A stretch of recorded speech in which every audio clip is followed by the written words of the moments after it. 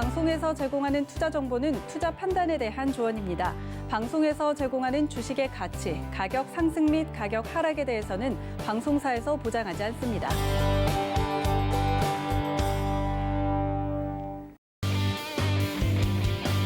안녕하세요. 주유소 2부로 돌아온 도하나입니다. 여러분들 주유소 2부는 여러분들이 조금 더 집중해 주셔야 되는 이유가 있습니다. 7월에는요. 7월 17일 저희 시크릿 강연회를 준비하고 있죠. 오늘 이 위원님들이 준비해 주신 히든 종목을 맞추시는 분들에게 최대한 많은 분께 이 시크릿 온라인이 아니죠. 시크릿 강연회, 오프라인이니까 우리 위원님들과 오프라인에서 만날 수 있는 기회니까 오프라인 강연회 초청장을 최대한 많은 분들께 나눠드릴 예정입니다.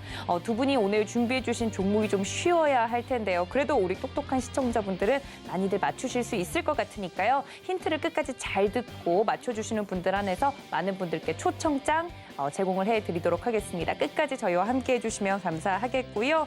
다 모시면 좋겠지만 저희가 인원수가 좀 제한되어 있기 때문에 많은 분들 모시지 못한 점 다시 한번 죄송스럽게 생각을 합니다. 하지만 최대한 오늘 많은 분들께 방송을 통해서 초청장 드릴 예정이니까 끝까지 히든 종목 맞춰주시면 감사하겠습니다. 그리고 노란톡 활짝 열어두고 있을 테니까 이 점까지 여러분들 활짝 열어두고 기다리고 있을 테니까 많은 참여 부탁드릴게요. 자, 그렇다면 주유소 1부에 이어서 2부도 함께 해주시는 저희 위원님들 소개를 드려야겠죠. 이주연 전문가님과 이정수 전문가님 모셨습니다. 위원님들 다시 안녕하세요. 안녕하세요. 네, 2부에도 재미있게 이야기를 나눠볼 텐데 저희가 이번 주 실적 시즌을 앞두고 1부와 2부의 코너를 좀 바꾸는 그런 변주를 좀 주고 있지 않습니까? 그래서 1부에서는 본격적으로 2부에서는 1부에서 하지 않았던 애프터스탁 이야기를 먼저 하고 좀 넘어갈까 합니다. 장이 다 끝났는데 끝나고 난 뒤에 뉴스들이 나오거나 좀 여러 가지 이슈들이 터진 부분들을 저희가 긁어보는 시간인데요. 애프터스탁 어떤 키워드들이 또 오늘 올라왔는지 종목들이 올라왔는지 살펴볼게요. 자, 어떤 종목들인지 한번 살펴보면 여러 가지 종목들이 있지만 일단 신풍제약 종목으로 올라왔고요. 그다음 카카오 그 이외에 여러 가지 종목들이 올라왔는데 일단 신풍제약 먼저 보도록 하겠습니다. 제가 기억하기로는 신풍제약 장중에는 흐름이 굉장히 좋았거든요. 네. 근데 장이 마감한 뒤에 부정적인 공시가 뜨면서 주가가 하락을 했다는 소식이 들려와서 긴급 점검이 좀 필요해 보입니다. 신풍제약 이 종목 공시가 떴다는데 어떤 이야기일까요, 위원님들? 이야기 좀 해주실까요? 장중에 공시가 떴다라. 장중에는 흐름이 좋았는데 네. 네, 장 마감된 뒤에 좀 부정적인 공시가 떠서 네. 하락을 지금 면치 못하고 있다고 시외에서 그렇다고 하더라고요. 장 마치고 시간 외에서 이제 떴다는 말이죠? 네, 그랬다는 것 같네요. 오늘 지금 네, 지금 좀 늦게 뜬 뉴스를 보면 지금 신풍제약이 코로나19 치료제인 피라맥스가 국내 임상시험 이상에서 1차 평가 변수 목표치를 달성하지 못했다라고 이야기가 나오면서 그러니까 뭔가 효과가 입증이 제대로 되지 못한 것 같아요. 그런 이슈가 장이 끝난 뒤에 좀 나오다 보니까 시간 외에서 하락을 면치 못했다 이런 이슈가 나왔는데 이런 경우가 좀 힘든 것 같아요. 장 중에는 흐름이 좋았는데 장이 마감된 뒤에 이렇게 부정적인 뉴스가 뜨고 다음 날 또 어떻게 흐름이 시작이 될지 좀 가늠이 안 되는 경우.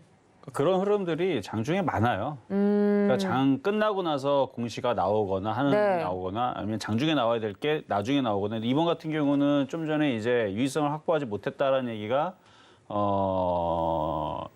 장 마감하고 나왔다가 또 6시 9분에 보면은 임상 3상 시험 계획 시약처 승인 신청 또 얘기가 또 나와주면서 또 다시 재공시가 된 것 같거든요, 느낌이. 네.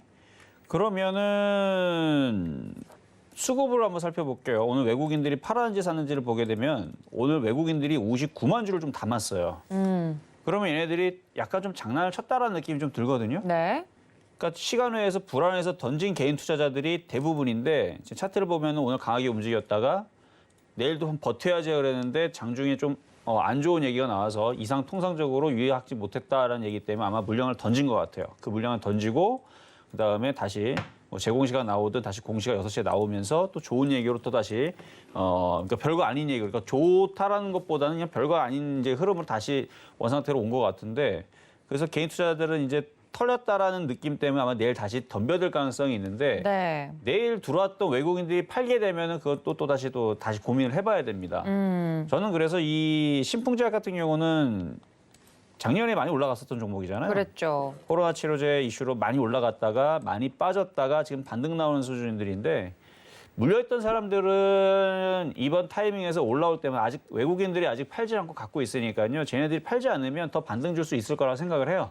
근데 만약에 내일 팔고 떨어지게 되면은 이 저점 라인 84,000원짜리인데 이 자리가 깨지면 그때는 리스크 관리를 좀 해야 된다고 보입니다. 근데 아직 뭐 외국인들이 던진 건 아니니까 만약에 물려 있는 분들은 빠져나오기 위해서 내일 겁나서 던질 시간에서 지금 하한가를 갔는데 그것 때문에 겁나서 던질 생각하지 마시고요. 내일 확인을 한번 해보고 물려 있는 사람들한테 그렇게 말씀을 드리고 만약 수익이 있는 사람들은 네. 흔들리게 되면 내일 아침에 흔들리잖아요. 시간에 하한가 갔는데 이게 원상태로 오늘 종가가 95,600원이니까 그 정도 근방에서 그러니까 낙폭이 한 3% 내외에서 왔다 갔다 그리면 버틸만 하지만 이게 시간의 하한가가 30%가 아닙니다. 이게 10% 내외거든요. 그러니까 10% 정도에서 약세를 보이면서 면치 못하면 수익이 나 있는 사람들은 내일은 일단은 팔아주시는 게 좋아요. 그러니까 좀 복잡하죠. 그러니까 네. 수익이 나 있는 사람들은 내일 주가가 그러니까 이렇게 생각하세요. 수익이 나 있는 사람들은 내일 주가가 이상하게 약하다. 외국인이 저렇게 샀는데 약하다. 그러면은 차익 실현 어느 정도 하면서 가시는 게 좋을 것 같고 네. 내일 시초가도 강하고 조금 약하거나 그러면서 잘 올라가면 수익 나 있는 사람들이 그냥 냅두면 됩니다. 근데 물려 있는 사람들은 아직 그렇게 심하게 밑으로 급락하거나 그런 흐름만 아니라 그러면 버티고 있다가 수익 날 때 잘 빠져나오시는 게 좋을 것 같아요. 그래서 저는 물려있는 사람들은 빠져나오기를 조금 고대하면서 버티시고 수익이 나 있는 사람들 내일 강하냐 약하냐를 보고 판단하셔서 수익 실현을 할 것인지 아니면 좀 더 버텨서 크게 먹을 것인지 그 부분만 말씀을 좀 드려보도록 하겠습니다. 네, 그러니까 수익이 나고 있는지 아니면 손실 중인지 혹은 그렇죠. 내일 흐름에서 약세를 띠는지 아니면 강세를 띠는지 수급을 좀 체크를 하면서 상황에 따라서 좀 대응해 그렇죠. 나가야 상황에 된다는 따라서 거죠. 대응해야 돼요. 알겠습니다. 어떻게 보면 한 종목 안에서 장중에는 좋은 뉴스가 떴다가 장이 마감된 뒤에 이렇게 악재가 터진 건데 이런 종목이 좀 까다로운 것 같다라는 이야기들이 있어요. 우리 이주연 전문가님은 신풍제약 이런 이슈 어떻게 보세요? 제가 이제 좀 전에 뉴스를 확인했는데 네. 보니까 이제 임상 이상에서 한 110명 정도를 시험을 했는데 네. 위약군이랑 이제 실제 약을 투입을 해서 이제 나온 결과치가 별 유의미한 결과가 안 나왔다라는 거거든요. 그렇죠, 그렇죠. 그런데 이제 제가 아는 선에서는 임상 이상은 보통 안정성을 가장 중점적으로 테스트를 하는데 네. 가장 이제 통과하기도 힘든 부분일 뿐더러 이게 이제 기존에 말라리아 치료제에서 쓰이던 그런 약품이거든요. 네. 그래서 임상 이상에서 이제 안정성적인 부분에서는 뭐 독성적인 부분이나 이런 안 좋은 부분들은 없었다라고 얘기가 나오고 있고요. 그리고 그것 때문에 이제 임상 3상을 진행을 할 수가 있는 것 같습니다. 그런데 보니까 임상 3상에서는 한 1,200명 정도로 대규모 이제 그 임상을 진행한다고 하니까 네. 이 부분에서는 뭐 조금 기대를 해볼 수도 있지 않겠나라는 생각도 들어요. 다만 사실 뭐 이렇게 이제 이슈가 되는 흐름이 나왔을 때는 좀 어디로 튈지는 확실히 모른다라는 부분들을 생각을 해두셔야 될 것 같고 네. 아까 전문가님께서 이제 말씀하신 것처럼 수급적으로 봤을 때는 사실 이렇게 이제 안 좋은 악재가 나왔다면 이렇게 이제 기관이나 외국인들이 과연 이렇게 매수를 했을까 하는 생각들을 좀 해볼 수 있거든요. 그렇다면 뭐 반등 정도는 나오지 않겠나 최소. 아니면 이제 시간 외 이후에 나온 임상 3상 소식이기 때문에 물량을 받아먹고 또 올리는 흐름으로 갈 수도 있겠다라는 생각은 좀 해볼 수 있을 것 같습니다. 근데 기본적으로 이 치료제에 대한 뭐 기대감은 변이 바이러스 때문에 이제 지금 전체적으로 좀 관련 종목들은 좀 높아진 상황이긴 해요. 그런데 워낙 많이 오른 종목이다 보니까 지금 조정을 많이 받았는데도 불구하고 바닥권에서는 한 10배가 올라 있는 종목이거든요. 그래서 그냥 이거는 뭐 고정권에 물려 계신 분들이 있다면 뭐 올라온다면 정말 탈출할 수 있는 그런 기회로 좀 생각을 하시고 뭐 저도 잘 될 수 있도록 기도는 드리겠습니다. 네, 작년에 또 많이 바닥에서 정말 많이 올라왔던 종목이기 때문에 혹시나 이제 꽉 물려 계셔서 지금까지 마음고생을 좀 하고 계시거나 하는 분들도 많으실 것 같습니다. 그런 부분에서 오늘 신풍제약 좋은 이야기와 나쁜 이야기가 동시에 떠서 두 분께 이 종목에 대해서 이야기를 좀 드려봤고요. 다음으로 장 마감 뒤에 뜬 이슈 중에 눈에 띄는 것이 바로 카카오라는 종목입니다. 모를 수가 없죠. 카카오 같은 경우는 자회사인 카카오 엔터테인먼트가 미국 영문 소설 콘텐츠 플랫폼 계열사인 레디시 미디어의 주식을 몇 주 정도 이제 많이 좀 취득을 했다라고 공시를 하면서 이쪽이랑 또 이 관련된 주식을 취득한 데에는 미국 시장으로 또 진출하기 위한 교두보 역할로서 이러한 투자를 한 것이 아니냐라는 이야기가 나오면서 또 내일 장에서도 흐름이 좋지 않을까라고 점치는 분들이 계신 것 같아요. 그리고 그 이후의 미래에 대해서도요. 미디어 관련해서는 저희가 또 일부에서 티빙 이야기로 핫하게 이야기를 나눠봤기 때문에 이 카카오가 미국 시장으로 진출을 좀 시도하고 있다라는 이슈에 대해서는 두 분 어떻게 생각하시나요? 이제 카카오가 뭐 미국 시장 진출하는 부분은 어떻게 보면 네이버에 좀 벤치마킹을 그렇죠. 하는 부분이 없잖아 있다라고 생각할 수 있을 것 같고요. 네이버 같은 경우는 이제 네이버 프렌즈, 그다음에 네이버 웹툰이라든지 이런 부분들을 통해서 지금 미국에 와패드라는 회사를 인수를 했잖아요. 맞습니다. 이것도 이제 소설을 기반으로 한 그런 플랫폼인데 이런 부분들을 지금 이제 카카오에서도 의식을 한 걸까요? 의식을 하고 이제 뭐 경쟁적으로 좀 지금 이 뭐 엔터테인먼트 회사잖아요. 카카오 그렇죠. 엔터테인먼트 회사기 때문에 결국은 이제 미국 쪽 헐리우드 쪽에서의 그런 IP 확보 차원이 아닐까라고 생각을 하고 있고요. 아마 나스닥 상장까지 좀 노리고 있는 그런 노림수가 되지 않나라고 생각이 듭니다. 네. 보니까 좀 지분을 많이 샀는가는 모르겠는데 투자금이 굉장히 커요. 뭐 파타스 미디어 같은 경우는 3,741억 규모 지분을 취득을 했고, 뭐 영문 소설 컨텐츠 기업인 레디시 네. 좀 전에 말씀하신 거 이제 4,068억이거든요. 어휴. 그래서 상당한 규모의 지분을 좀 취득을 한 것 같고요.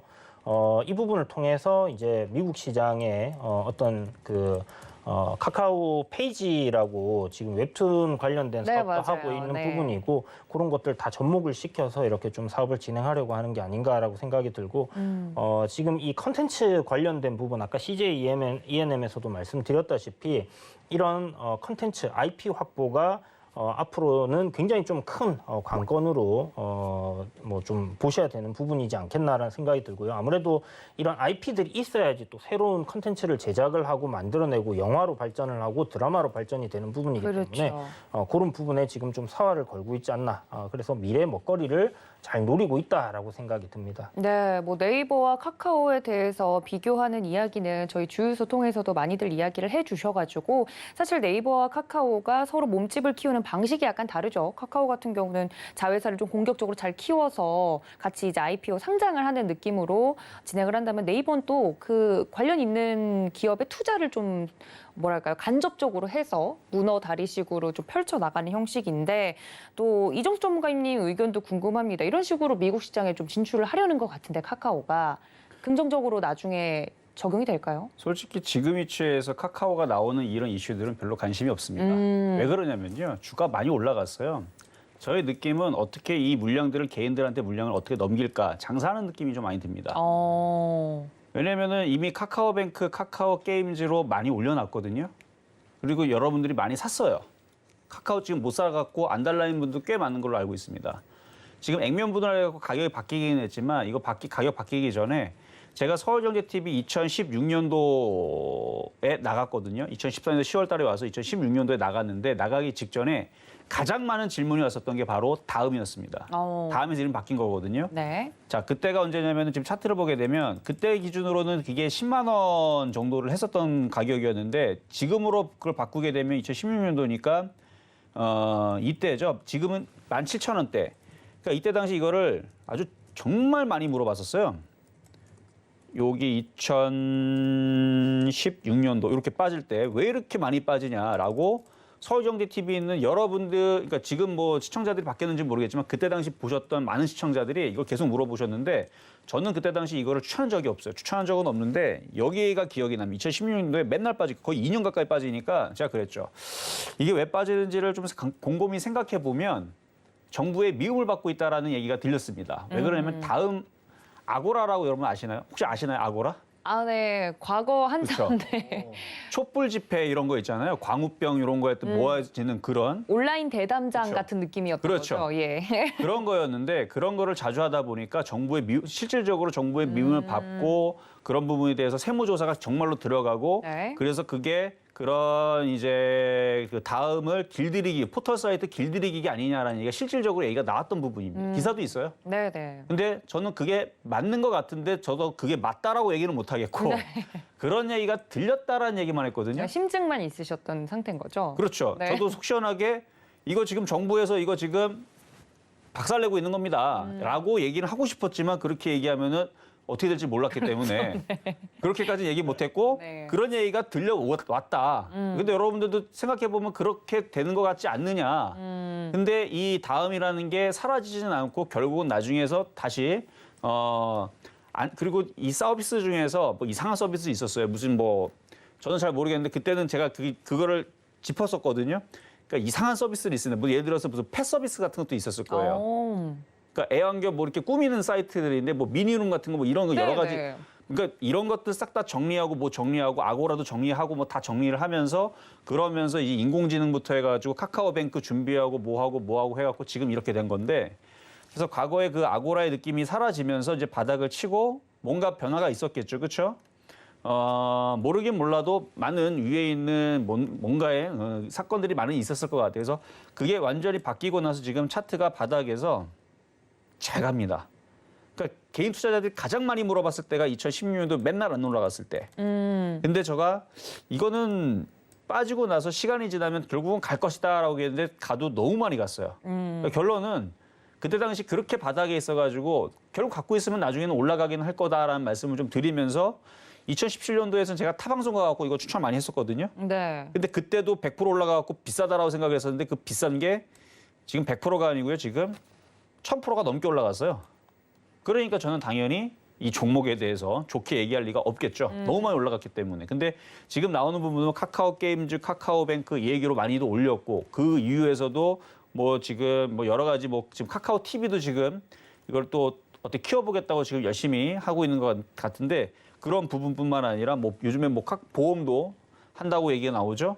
그래도 뭐 미국에다가 뭐 하겠다라는 어쨌든 기대감인 건데 그런 얘기 저런 얘기 다 붙여가지고 결국은 이 큰 물량들을 개인들한테 넘기려고 70조짜리잖아요.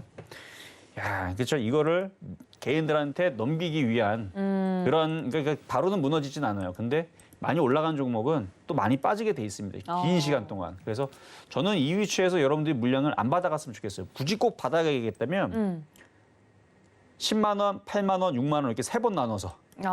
그러면 뭐 깨질 일은 없다고 봐요. 10만 원 사고 8만 원 사고 6만 원 사면 카카오는 안 없어지거든요. 제가 볼 때는. 지금은 IT의 대장이에요.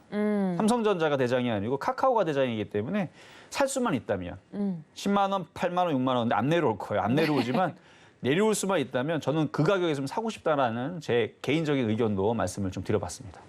네, 정말 카카오에 대해서는 말씀해 주신 것처럼 너무 많이 올라온 종목이라서 이렇게 긍정적인 이슈나 기대감을 북돋는 뉴스들이 나오는 이 찰나에 차트를 보지 않고 들어가시는 분들은 좀 높은 고점에서 물릴 확률이 높다라고 이야기를 좀 해주셨습니다. 뭐 그럼에도 불구하고 내려오기만 하면 사면 나에게 뭐 나중에 미래에 뭐 해를 끼칠 종목은 당연히 아니라는 점 이야기를 해주셨는데 카카오와 관련해서 뭐 곁가지로 같이 이야기를 하자면 8월에 관련된 IPO 대우들이 좀 기다리고 있지 않습니까? 카카오뱅크도 그렇고 카카오페이도 그렇고 특히 카카오페이는 100% 균등 배정 예정이라서 또 이제 계좌를 많이 갖고 계신 개인 투자자분들은 무조건 하실 것 같은데 이런 공모주가 뭐 열기가 전만큼은 아니겠지만 카카오뱅크나 카카오페이가 또 상장하면서 카카오 주가의 영향은 어떨지 그리고 이런 공모주의 청약에 참여를 하는 게 좋을지 어떻게 생각하세요, 두 분은?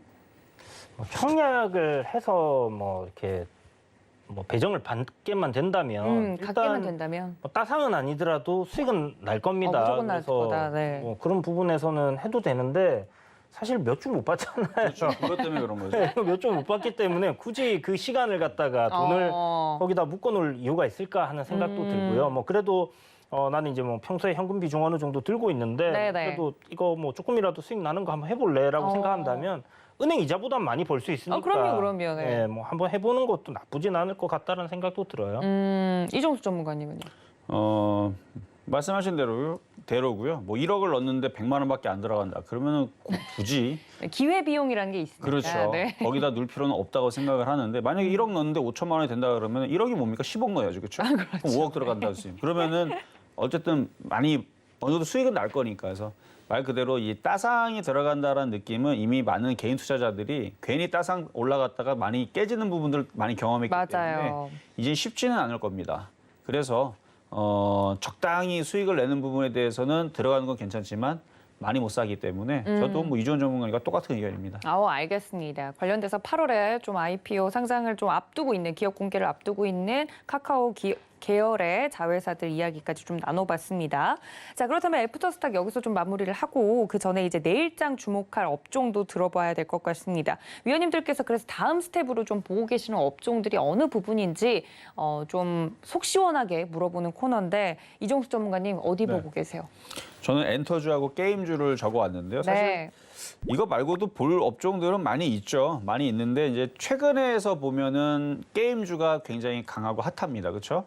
카카오 게임주도 강하게 움직였고 오늘 M게임이 강하게 움직이고 게임주는 중국 소비주로 엮이지만 메타버스 최근에 우리 이주원 전문가님은 메타버스에 굉장히 많이 열광을 하셨던 걸로 제가 기억을 하는데 사실 그 테마 흐름이 한번 잡히고 강하게 움직여주면 그게 계속 가는 경향이 있어요. 근데 게임주 같은 경우들은 지금 중국 판호에 대한 얘기들이 나와주면서 기대감을 더욱더 넣어주는 부분들도 있고 실적에 대해서도 생각보다 우리가 알지 못하게 중국에서 게임들이 실적들이 좋게 지금 발표들이 되면서 하나둘 지금 강하게 움직여주는 부분들도 순환매에서 아직 좀 봐야 될 게임주들이 있겠고요.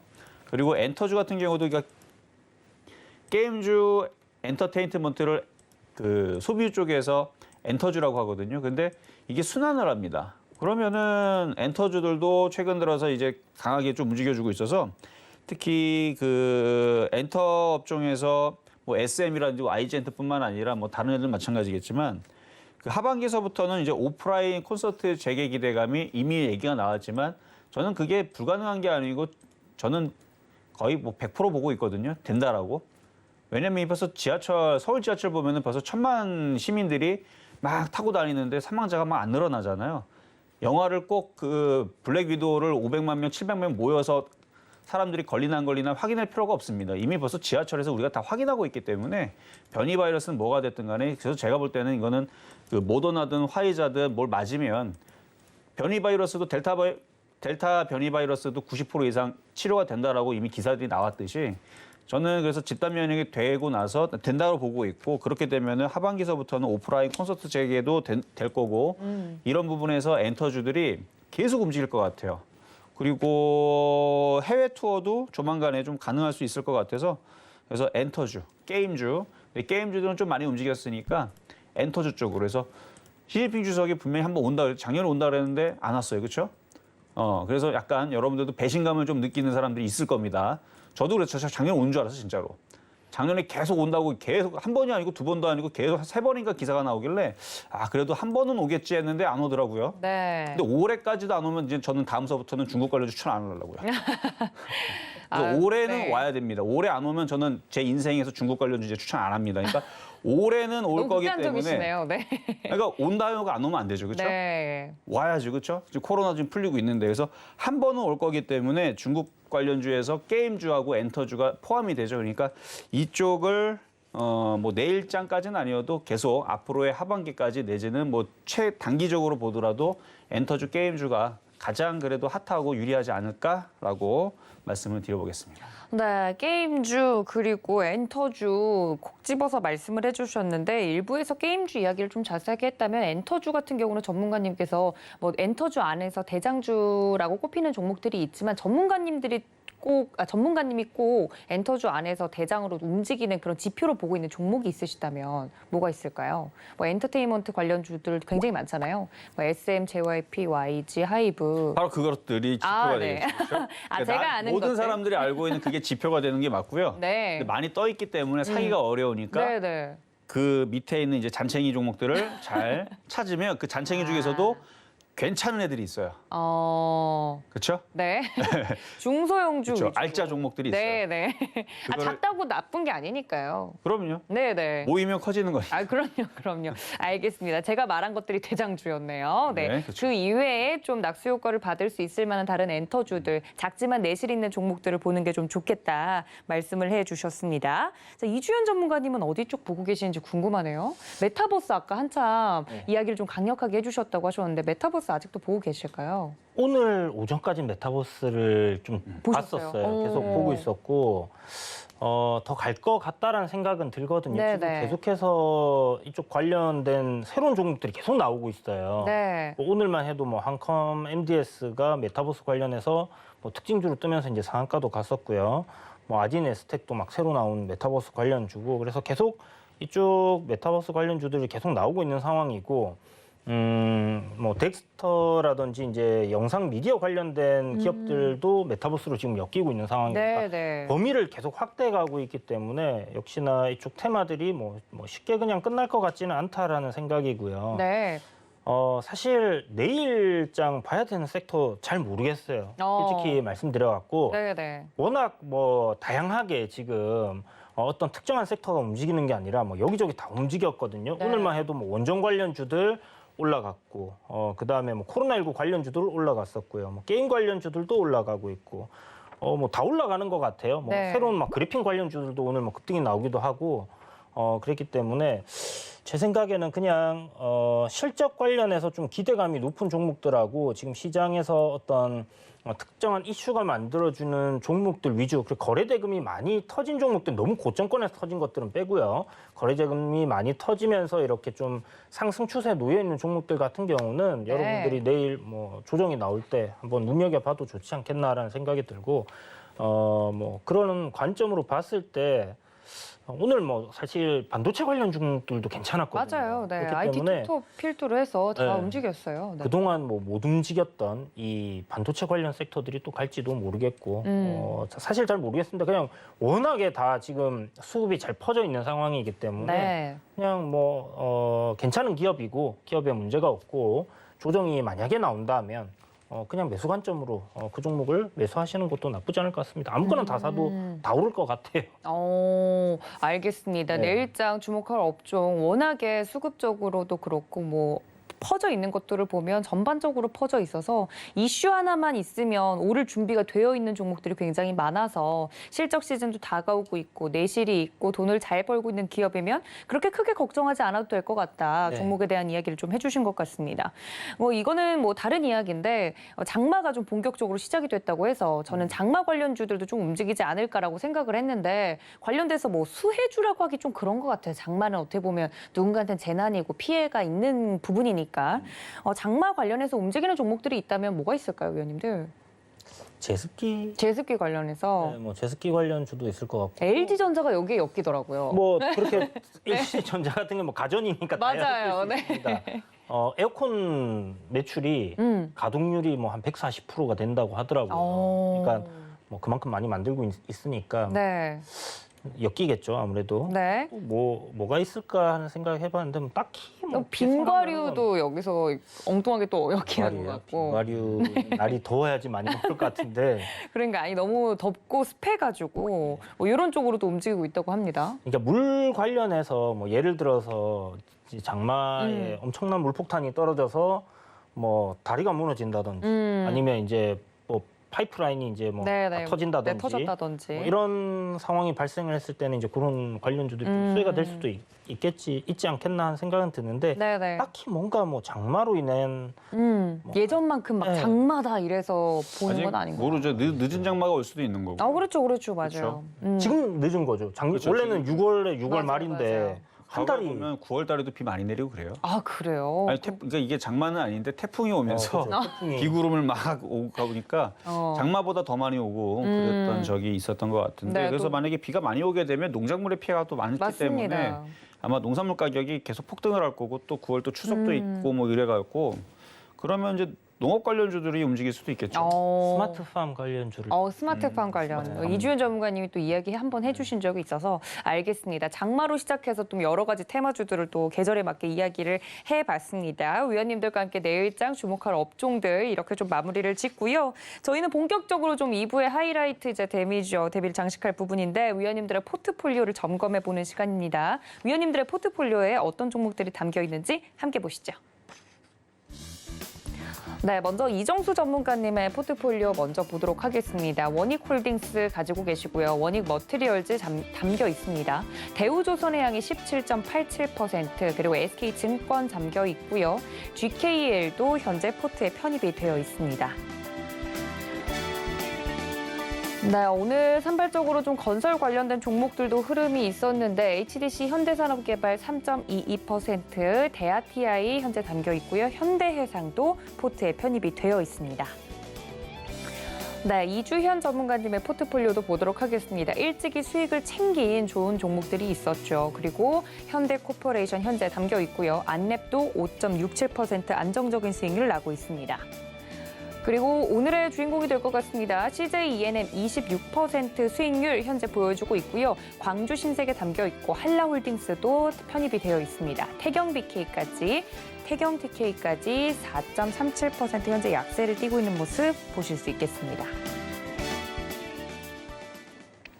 자, 종목들을 이렇게 쭉 보고 왔는데 이정수 전문가님께서 오늘 이 포트 내에 종목을 좀 하나를 정리를 해주셔야 새로운 종목이 편입이 된다고 하더라고요. 아, 그래요? 네, 만약에 이 중에서 뭐 지금 확정은 아니더라도 좀 요 종목은 내가 정리할 의향이 있다, 요 정도의 언급을 해주실 수 있는 종목이 있으실까요?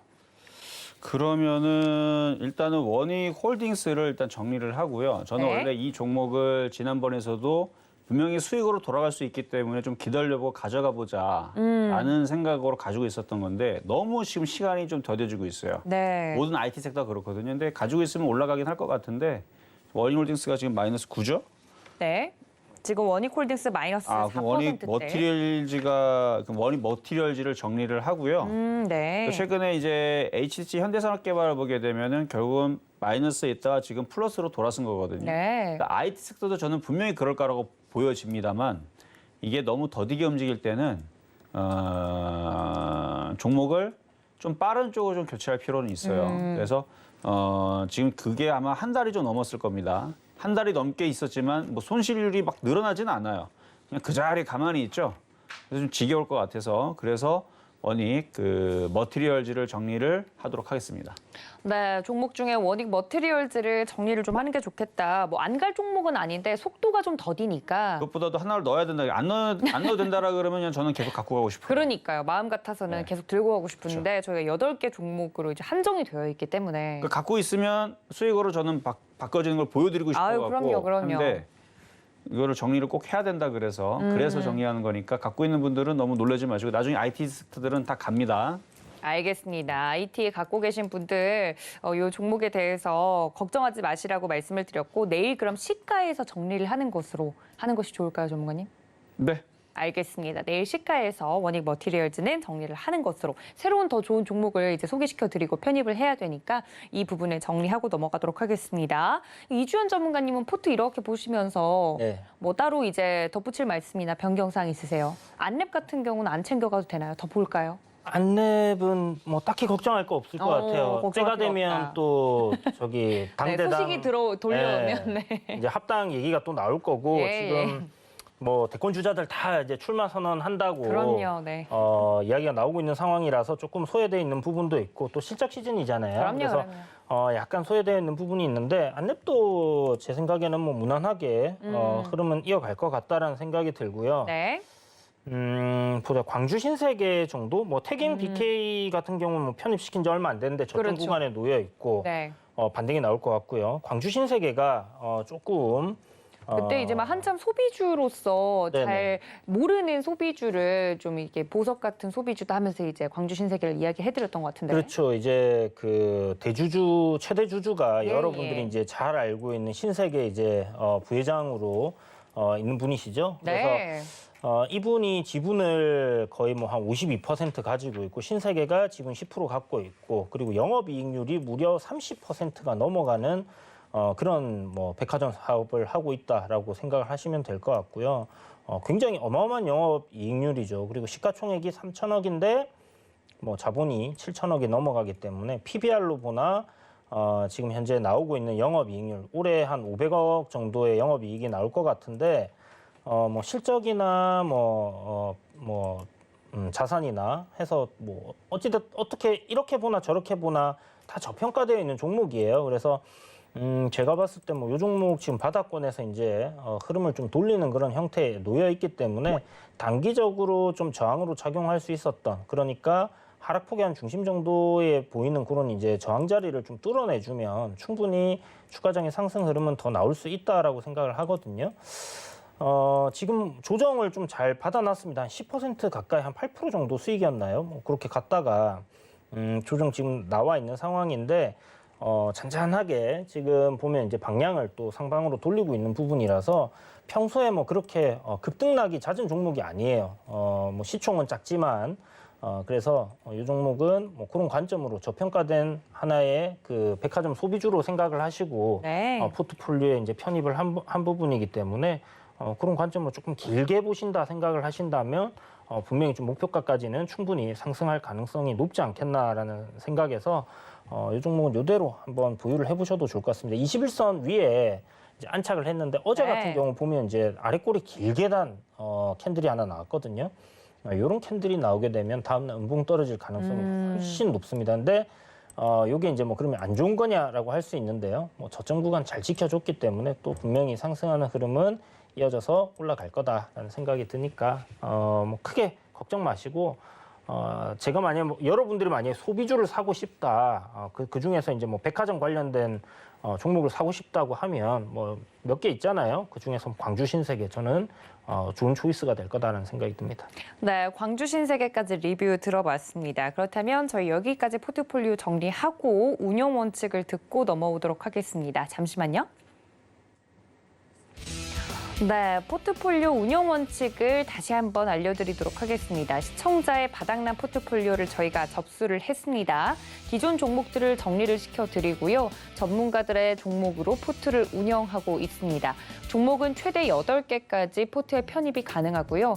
제시된 손절가와 목표가가 터치가 되면 포트에서 제외됩니다. 수익률 산정 기준은 종가로 하도록 하고요. 주유소 노란톡에서만 편입 종목을 공개합니다. 포트 복구 후에는 전문가님들의 개인 포트폴리오로 전환이 됩니다. 네, 복구 현황을 보도록 하겠습니다. 이정수 전문위원님의 포트폴리오 복구 현황이고요. 이어서 이주연 전문가님의 포트폴리오 복구 현황입니다. 여러분들 복구 금액과 평가 잔액을 확인해 보시면 되겠습니다. 네, 이렇게 포트폴리오 운영 원칙과 복구 금액까지 듣고 왔는데 이 중요한 건 오늘 이제 편입이 될 새로운 히든 종목을 맞춰주시는 분들 한해서 7월 17일 날 있을 시크릿 강연회에 오실 수 있는 초청장을 최대한 많은 분들께 좀 드리려고 해요. 그래서 오늘 준비해 주신 종목의 이 난이도도 좀 중요할 것 같은데 일단 초청장을 받으려면 맞춰야 되니까요. 나는 오늘 준비해온 종목이 난이도 상중 하중에서 하나를 고르자면 어디에 속할까요, 전문가님들? 하. 전문가님 하? 네. 누구나 맞출 수 있다? 그럼요. 눈 감고도 맞출 수 있다? 눈은 떠야죠. 눈 뜨고 TV를 보면 맞출 수 그쵸, 있다? 그쵸, 그쵸. 이주연 전문가님은?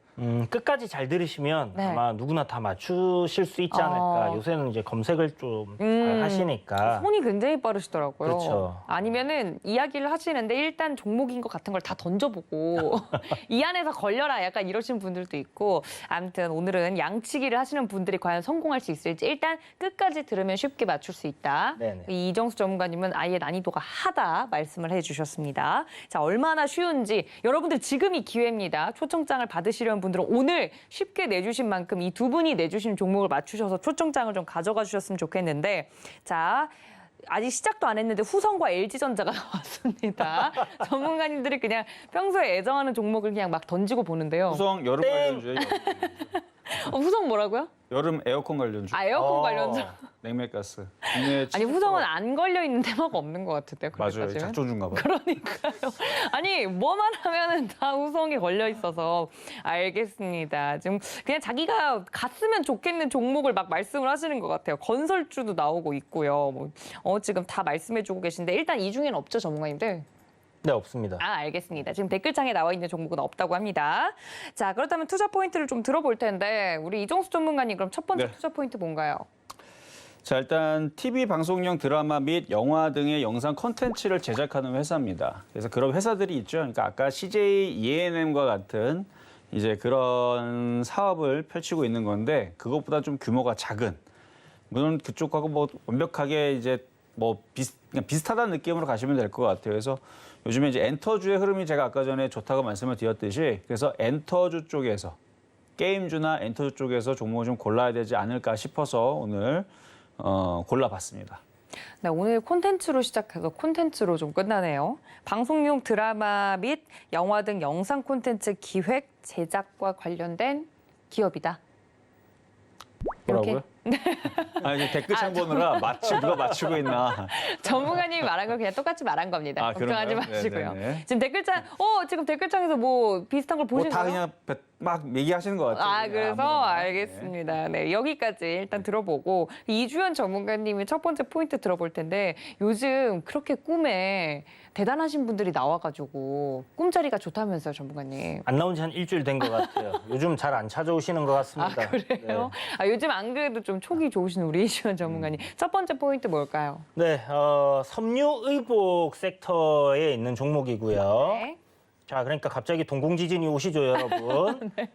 옷이다, 옷. 네. 갑자기 생각 못했던 섹터입니다. 그죠? 그다음에 인조피혁을 제조하고 전자제품 케이스라든지 차량 내장재를 만드는 회사다. 이렇게 생각을 하시면 될 것 같습니다. 네, 그러면은 뭐 섬유 의복이라 그러면 옷, 네. 뭐 가죽 제품. 그렇죠. 이제 인조피혁 제조를 하니까 뭐 우리가 쓰는 이제 입는 옷이라든지 네네. 신발이라든지 뭐 백이라든지 뭐 이런 데 이제 쓰이는 그런 가죽 제품들을 만드는 회사다라고 생각을 하시면 될 것 같아요. 지금 전문가님이 잘 안 보시던 섹터가 툭 튀어나와서 많은 분들이 좀 동공 지진이 일어났을 것 같은데 알겠습니다. 다양한 종목들이 나오길 바라보면서 이종수 전문가님 두 번째 포인트 들어볼게요.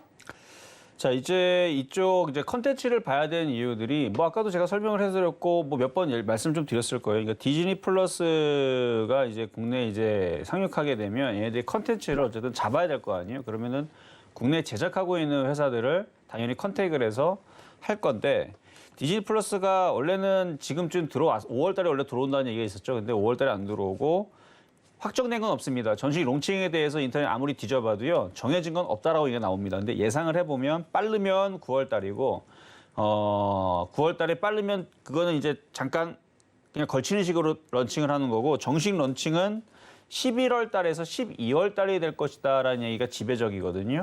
그래서 저도 디즈니 플러스를 결제를 할 건데 11월, 12월이니까 그때 맞춰서 결제를 하기 위해서 나머지를 끊으려고 생각을 이미 하고 있어요. 근데 저만 그런 게 아니고요.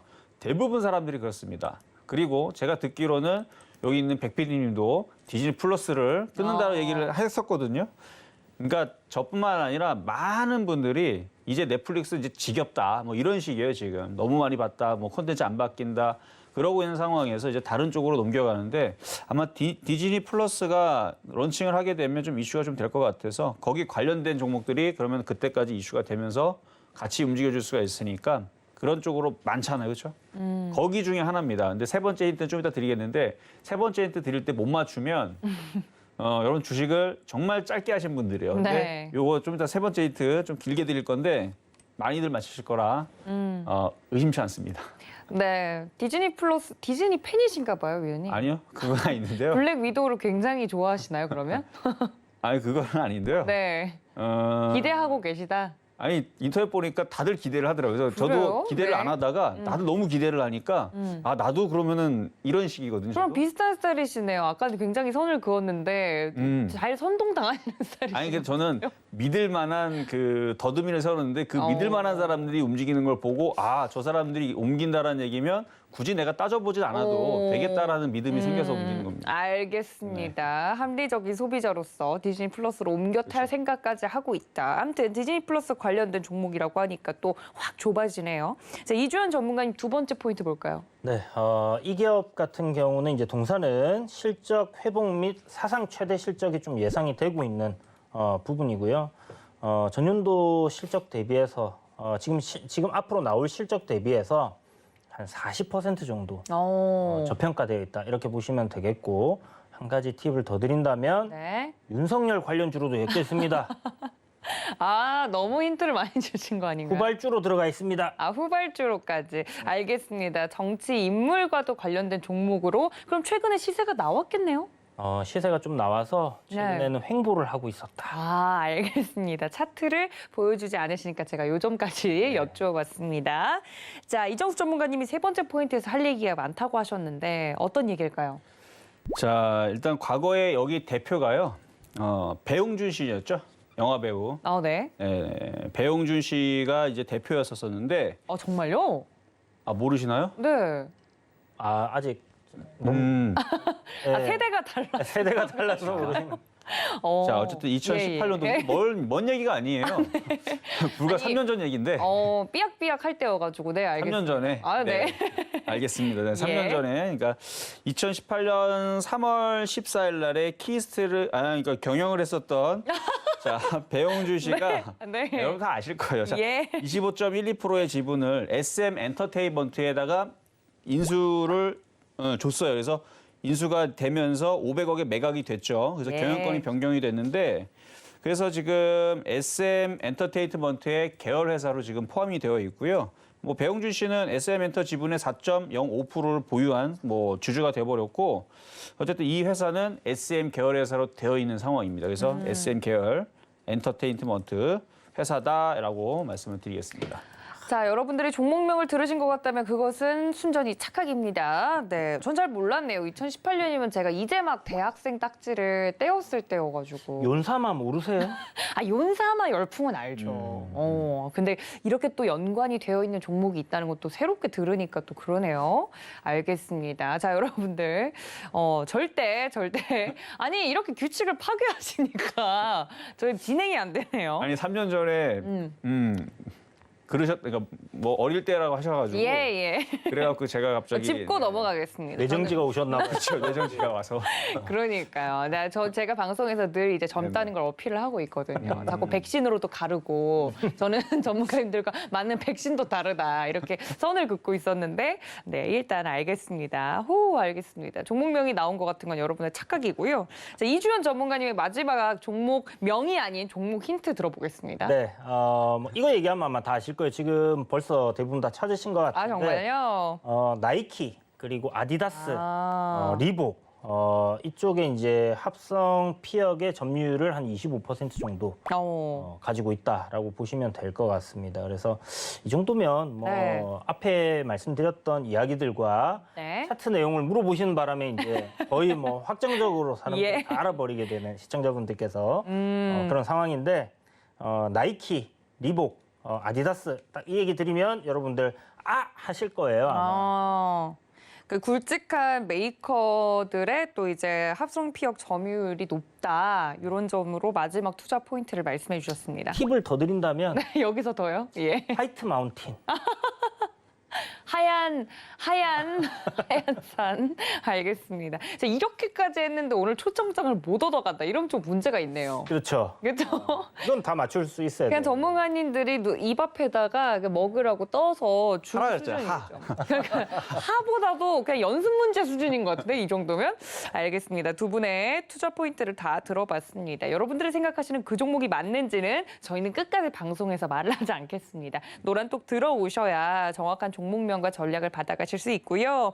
그리고 무엇보다도 두 분이 이 종목을 준비해 주시고 포트폴리오에 편입을 시키는 노력을 하는 데는 이유가 있을 겁니다. 이정수 전문가님이야 워낙에 이 콘텐츠 관련돼서 이야기는 계속 해주셨고 이주연 전문가님도 오늘 새로운 종목을 좀 가지고 나와주셨는데 기대 수익률이 이제 좀 궁금해요. 얼마나 보고 계시는지가.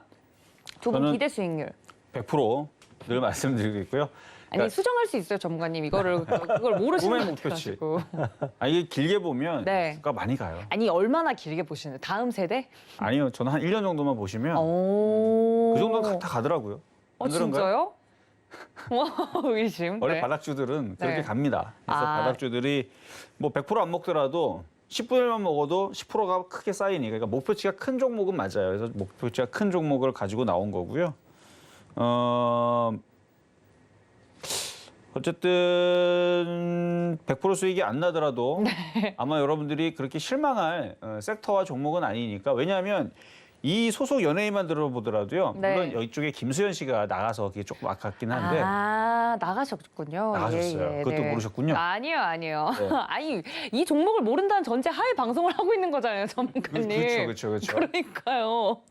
다 아시는 것 같은데. 아니요. 저는 절대 모릅니다. 오늘 근데 절대 그래도 종목 이 얘기 안 안에 할 이제 겁니다. 소속 연예인들이 뭐 유해진 씨, 배정남, 손현주, 김서영, 강한나, 박하선, 이분들만- 이동희, 정은채, 조보아 말고도 여러분 아는 사람 많습니다. 그냥 이분들 검색만 해도 나오겠네요. 아는 분이 한 명밖에 없네요. 제가. 누구?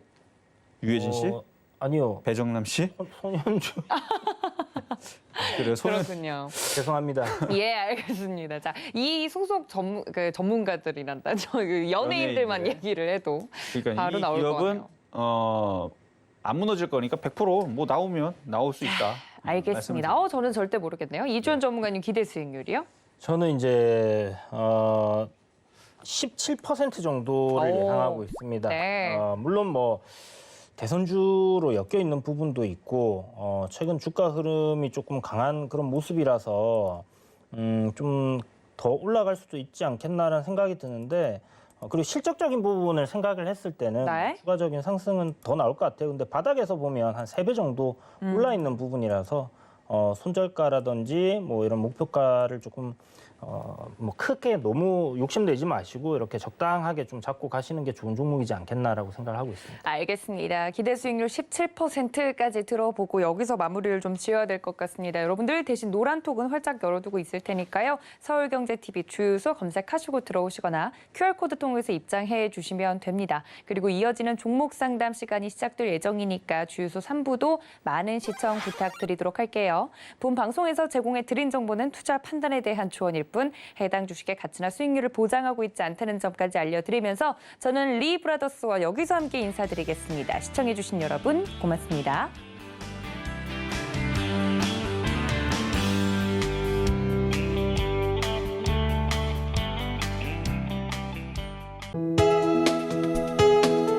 본 방송에서 제공하는 투자 정보는 투자 판단에 대한 조언입니다. 방송에서 제공하는 주식의 가치, 가격 상승 및 가격 하락에 대해서는 방송사에서 보장하지 않습니다.